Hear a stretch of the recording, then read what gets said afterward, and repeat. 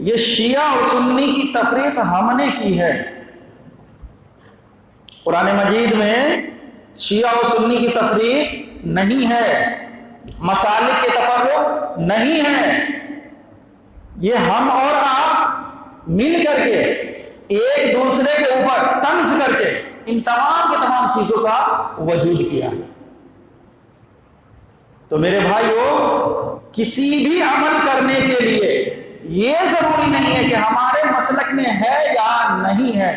کسی بھی عمل کے قبول ہونے کے لیے، رضا الہی اور خوشنودی الہی پانے کے لیے یہ ضروری نہیں ہے کہ ہمارے عالم صاحب ہی فتویٰ دے، بلکہ ضروری کیا ہے کہ وہ عمل جو آپ کرنے جا رہے ہیں، جس عمل کے ذریعے سے اللہ رب العالمین کی رضا و خوشنودی چاہتے ہیں، وہ اللہ کے کلام میں ہونا ضروری ہے، لازم و ملزوم ہے۔ اسی طریقے سے وہ عمل رسول اللہ صلی اللہ علیہ وسلم سے ثابت ہونا ضروری ہے، لازم و ملزوم ہے۔ اسی طریقے سے وہ عمل صحابہ کرام کی زندگی میں پایا جانا ضروری ہے، لازم و ملزوم ہے۔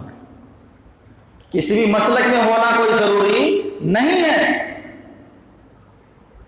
کسی بھائی نے سوال کیا کہ محبت میں لوگ ایسا کام کر رہے ہیں۔ میرے بھائیو، محبت بھی اللہ کو وہی محبت قابل قبول ہے جو اللہ رب العالمین نے قرآن مجید کے اندر بیان کیا ہے، اور جس کو نبی کریم صلی اللہ علیہ وسلم نے اپنے اخلاق و کردار کے ذریعے سے اور اپنے قول و فعل کے ذریعے سے ثابت کیا ہے، اور صحابہ نے ان تمام کے تمام چیزوں کے اوپر مرتے دم تک، آخری دم تک عمل کیا ہے۔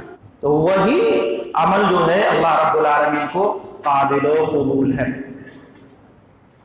اب چہ جائے کہ ہم دعویٰ کر رہے ہیں، اب چہ جائے کہ ہم کسی بھی مسلک سے ہو، یہ ضروری نہیں ہے کہ سنی بن جاؤ اور جو بھی عمل کرو وہ سب جائز ہو جائے گا۔ اگر کوئی شیعہ کر رہا تو وہ ناجائز ہے، ہرگز ایسا نہیں ہے۔ شیعہ سنی آپ کھیلتے رہیں گے، لیکن قرآن مجید کیا کہہ رہا؟ اللہ رب العالمین کس عمل کو قبول کرتا ہے؟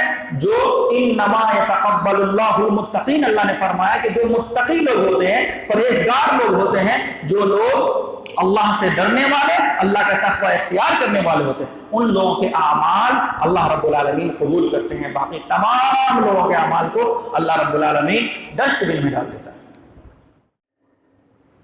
جنت میں جانے کے لیے کسی مسلک سے جڑنا ضروری نہیں ہے، بلکہ قرآن مجید کے تمام اصولوں کے اوپر عمل کرنا، احادیث رسول صلی اللہ علیہ وسلم کے تمام احکامات کے اوپر عمل کرنا، اور قرآن مجید کو اسی طریقے سے سمجھنا جس طریقے سے صحابہ نے سمجھا ہے، یہ لازم و ملزوم اور ضروری ہے۔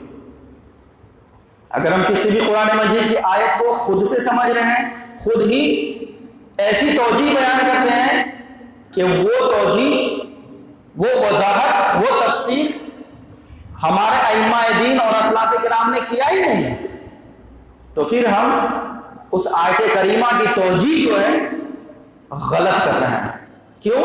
اس لیے کہ قرآن مجید کا نزول محمد رسول اللہ صلی اللہ علیہ وسلم کے اوپر ہوا، اور آپ صلی اللہ علیہ وسلم نے اپنے اصحاب کے سامنے ان تمام آیتوں کی تلاوت کی، اور انہی تمام آیتوں کے اوپر آپ کے اصحاب کا اسی طریقے سے عمل رہا، اور پھر انہی تمام اعمال کی دعوت اصحاب کرام رضوان اللہ علیہم اجمعین نے تابعین کو دی، اور تابعین نے تبع تابعین کو دی، اور تبع تابعین نے محدثین اور اسی طریقے سے ائمہ دین کو دی، یہاں تک کہ آج تک وہ سنتیں ایسے ہی کتابوں کے اندر مذکور ہوتی آ رہی ہیں اور ممبروں سے بیان ہوتی آ رہی ہے۔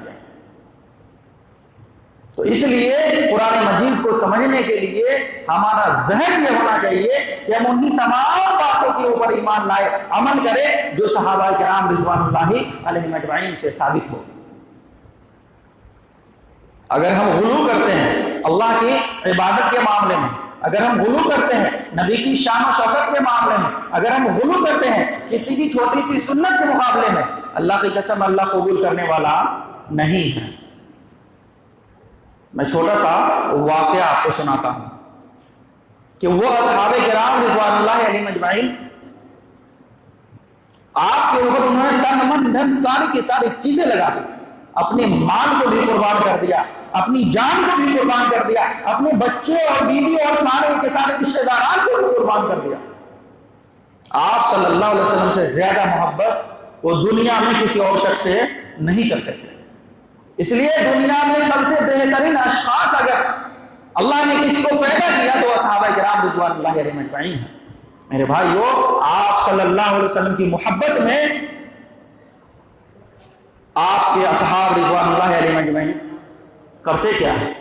آپ صلی اللہ علیہ وسلم تھوک پھینکتے ہیں، سب کو تھوک آتی ہے، تھوک پھینکتے ہیں، آپ کے اصحاب اس تھوک کو زمین پہ گرنے نہ دیں، ہاتھ کے اوپر لے لیتے ہیں، بدن میں مل لیتے ہیں اور تبرک سمجھتے ہیں۔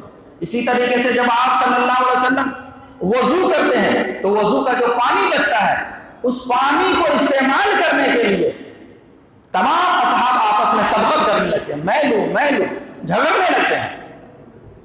اور اگر کسی کو پانی نہیں ملتا تو وہ تر ہاتھ کو ہی اپنے ہاتھ میں لگا کر کے اپنے چہرے پہ مل لیتے تھے، اپنے بدن پہ مل لیتے تھے۔ یہ محبت تھی اصحاب کرام رضوان اللہ علیہم اجمعین کی اپنے نبی صلی اللہ علیہ وسلم کے ساتھ۔ لیکن تھوڑا سا سوچئے، غور کیجئے کہ یہ تمام کردار آپ صلی اللہ علیہ وسلم کے سامنے ہو رہے ہیں، لوگ کر رہے ہیں، کیا آپ صلی اللہ علیہ وسلم ان تمام اعمال کو دیکھ کر کے خوشی و مسرت سے جھوم اٹھے؟ کیا آپ صلی اللہ علیہ وسلم نے فرمایا کہ تم تو کلمہ پڑھ لو، تم جو بھی کرو، اب تو جنت تمہارے لیے کنفرم ہی ہے؟ کیا آپ صلی اللہ علیہ وسلم نے یہ فرمایا کہ میری محبت میں تم جو چاہو، جس کو چاہو قتل کر دو، جس کو چاہو کچھ بھی کرو؟ نہیں۔ آپ حدیثوں سے پوچھئے، آپ کو پتا چلے گا نبی صلی اللہ علیہ وسلم نے منع کر دیا اور کہا کہ دیکھو یہ میری سنت کا تقاضا نہیں ہے، یہ میری محبت کا تقاضا نہیں ہے۔ کیا ہے محبت کا تقاضا؟ آپ کے سامنے میں نے حدیث پڑھی ہے۔ کیا حدیث پڑھی ہے؟ آپ کھولیے سنن ابن ماجہ کے اندر سب سے پہلی حدیث ہے، پہلا باب باندھے امام ابن ماجہ رحمۃ اللہ علیہ، باب اتباع النبی صلی اللہ علیہ وسلم۔ وعن ابی ہریرہ رضی اللہ تعالی عنہ قال قال رسول اللہ صلی اللہ علیہ وسلم ما امرتکم به فخذوه وما نهیتکم عنہ فاتہوا، رواہ ابن ماجہ، حدیث نمبر 1۔ امام ابن ماجہ رحمۃ اللہ علیہ کی محبت کا دیکھیے معیار کیا ہے کہ تمام کے تمام احادیث کی کتب آپ پڑھ لیجیے، کسی بھی حدیث کی شروعات جو ہے اتباع نبی صلی اللہ علیہ وسلم سے نہیں ہے۔ اکثر محدثین جو ہے کتاب الطہارہ سے، طہارت کے چیپٹر سے شروع کرتے ہیں، اکثر کتابیں یہاں سے شروعات ہوتی ہے حدیثوں کی، اور اسی طریقے سے فقہ کی۔ لیکن حدیث کی کتابوں میں امام ابن ماجہ رحمۃ اللہ علیہ باب اتباع نبی صلی اللہ علیہ وسلم کے باب قائم کر کے بتاتے ہیں کہ دیکھو ہر اعمال کو اپنے حساب سے کرو، لیکن اگر وہ عمل رسول اللہ صلی اللہ علیہ وسلم کی پیروی کے مطابق نہیں ہے تو عمل قبول نہیں ہونے والا ہے۔ کیسے؟ حضرت ابو ہریرہ رضی اللہ تعالیٰ عنہ کی حدیث کو وہ نقل کرتے ہیں کہ نبی صلی اللہ علیہ وسلم نے کیا فرمایا؟ ما امرتکم بہ، جو بھی عمل میں بتاؤں، جیسے بھی بتاؤں، فخذوہ، بلا چوک چرا تم قبول کر لو، وما نہیتکم، اور اگر ہم کسی چیز سے تمہیں روک دیں، منع کر دے کہ آج سے ایسا کام نہیں کرنا ہے، فانتہوا، تو تمہیں چاہیے کہ تم رک جاؤ۔ اس میں تمام کی تمام چیزیں مضمر ہیں، تمام احکامات مضمر ہیں، تمام سنتیں مضمر ہیں کہ نبی نے جو کیا وہی ہمیں کرنا ہے، نبی نے جن تمام چیزوں سے روک دیا ہے ان تمام چیزوں سے رک جانا ہے۔ اگر ہم پھر بھی غلو کرتے ہیں تو معلوم ہے وہ عمل کتنا خطرناک اور کتنا مضر ہمارے لیے ثابت ہو سکتا ہے۔ مت پوچھئے، جنت تو دور، خوشبو بھی نہیں پائیں گے۔ اگر کسی عمل میں ہم غلو کر کے کام لیتے ہیں، وہ عمل کرتے ہیں جو اللہ نے نہیں بتایا، رسول نے نہیں بتایا، صحابہ نے نہیں کیا، تو ثواب کی نیت سے کر رہے ہیں نا، ثواب تو ملے گا نہیں، جنت تو ملے گی نہیں، خوشبو تک نہیں پائیں گے اور جہنم کا ایندھن بن جائیں گے۔ ایک چھوٹی سی حدیث میں سناتا ہوں، بہت ہی عظیم حدیث ہے، اور اس سے آپ رزلٹ نکال سکتے ہیں کہ ہمیں کیسے اور کتنے قدم پھونک پھونک کر کے کسی بھی عمل کو کرنے چاہیے، کیسے رضائے الہی حاصل کرنے کے لیے کون سے اعمال کس طریقے سے کرنے چاہیے۔ اور وہ حدیث میں سنانے جا رہا ہوں، وہ جملہ جو جملہ ایسا جملہ ہے کہ اگر دوسرے مقام کے اوپر اس جملے کو نہ پڑھا جائے تو نماز قبول نہیں ہوتی. اگر وہ جملہ دوسرے مقام پہ نہ بولا جائے تو پھر وہ بندہ اللہ اور اس کے ملائکہ کی لعنت کے حقدار ہو جاتے ہیں. لیکن مقام اور محل الگ الگ ہے.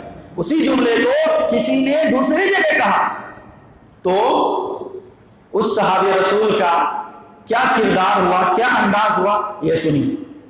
بہت سارے ایسے لوگ ہیں جو یہ سوچ لیتے ہیں کہ بھائی محبت ہے, اللہ کی محبت میں ہم کچھ بھی کر سکتے ہیں, اللہ کی رضا حاصل کرنے کے لیے ہم کچھ بھی کر سکتے ہیں. ایسا ہرگز نہیں ہے, کچھ بھی نہیں کر سکتے ہیں. تمام چیزوں کے حدود اور دائرے ہیں. تمام کے تمام اعمال نبی صلی اللہ علیہ وسلم کے پیروی کے مطابق ہی قبول ہونے والے ہیں. کیسے؟ دلیل سنن ترمذی کے اندر ایک روایت آئی چھینکنے کے متعلق.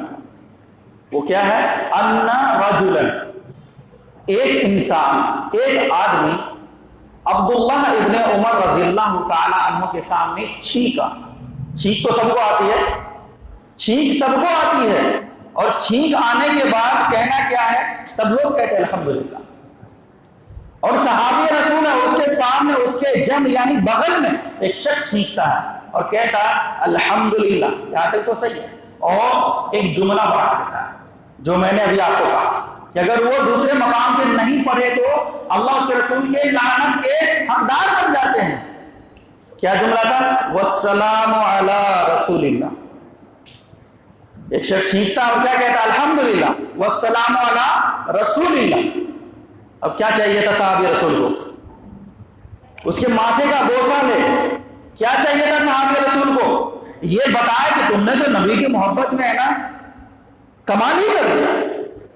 یہ اس کو نہیں کہا کہ تم تو محبت میں کر رہے ہو.